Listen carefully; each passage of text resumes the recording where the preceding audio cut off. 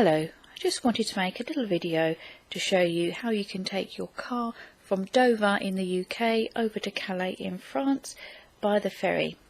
This is only relevant up until November the 10th 2024, as things are going to change slightly then, and we'll make another video. So we've just come off of the roundabout in Dover and you can see the sign there for cars, so we're just going to follow that around. As you can see at the moment there are loads of road works and building works going on. This is just for the upcoming changes that are going to be happening. And as we come round we just head over to the left there again, looking for the car sign up above. And this brings us round into the border control. The French police are on the UK side, so here they check and stamp your passports.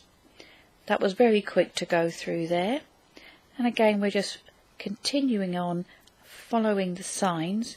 This is quite a lengthy route. Just make sure you're just still going to follow the signs for the cars. It does all tend to look the same. Big wide roads, lots of grey. Again, just keep looking out for the signs. And my apologies, I dipped the camera down here. Aching arms, I suppose. So we're driving around the corner here and we are just going to be coming up to the check-in.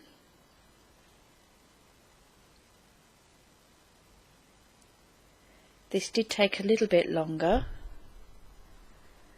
This is where they gave us our boarding passes and a little sign to hang on the rear view mirror. And then we come round. We are travelling with P&O Ferries, so we just stay in the lane for P&O. We've got the option, as you will see as we get closer, of P&O Ferries, DFDS, and the green one is Irish Ferries. Very quiet at this time of day. It was quite early in the morning that we were travelling. Here we started to get a bit worried that we were just heading into a lorry park, but this is the way. So you have your boarding passes ready and your sign up in the car. It's just me pointing which way to go. Now that checkpoint there was where we got our boarding pass, and then you drive along this road and each of these pillars is the number of a lane. So we're looking at lane 186 to find, and that's the big strip of paper there was the bit to hang over the rear view mirror. There are so many lanes here. We drove past the DFDS and now here we are looking for our 186. Just comes into focus as we turn the corner and we join the queue. Over to the left is Costa and a general services where you can get out. We waited about 45 minutes, I suppose, so you can go and get a coffee and have a stretch your legs for a bit. And then we were guided just straight forward and up onto this ramp.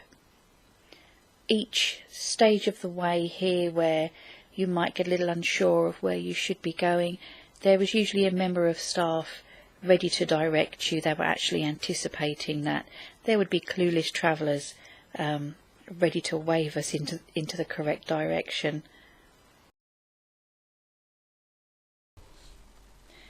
And just coming up you can see a gentleman there in the bright orange suit waving us on. I think we had a nervous driver in front of us. They did not want to go up the ramp and have to stop halfway up the ramp, so that's why there's a short delay here.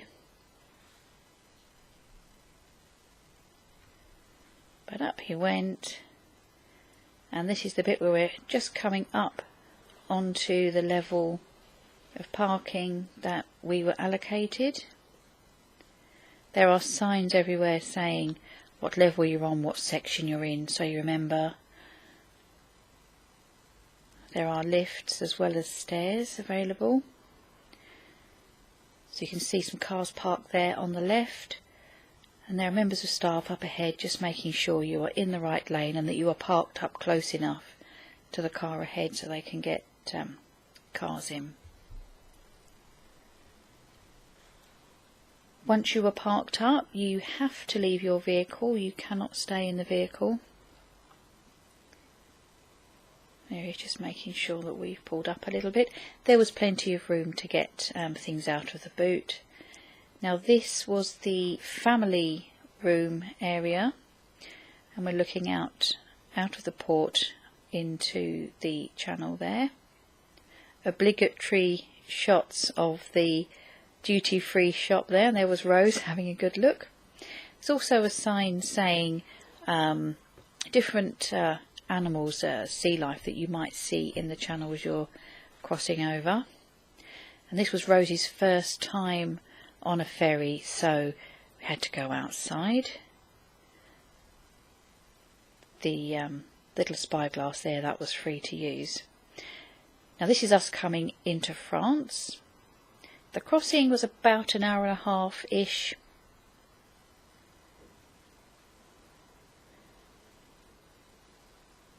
Now there are quieter lounges for you to stay in if the family room gets a bit noisy for you. There are a couple of school buses, but it wasn't too bad, and we like the view out the front. Now Calais side, it's pretty much the same as in Dover. Lots of grey, long roads. We're just coming down the ramp here off of the ferry. If you are from the UK and used to driving on the left, don't forget now we have to drive on the right in France. And what you see in France, as you are coming off, there are signs telling you which direction to go for which route. So we were looking for the A26, and that's what these signs were saying. So it was actually very easy to come off and just follow the signs. We knew where we were going, and of course most people have a sat-nav these days as well, which very handily takes you out.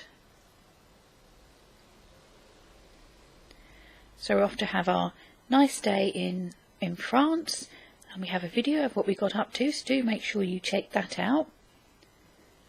We're over here to check out St Joseph's Village and for Rose to practice her French. Another pointer, we're actually in kilometres per hour over in France, and this is just a quick shot of us back in Dover, coming home.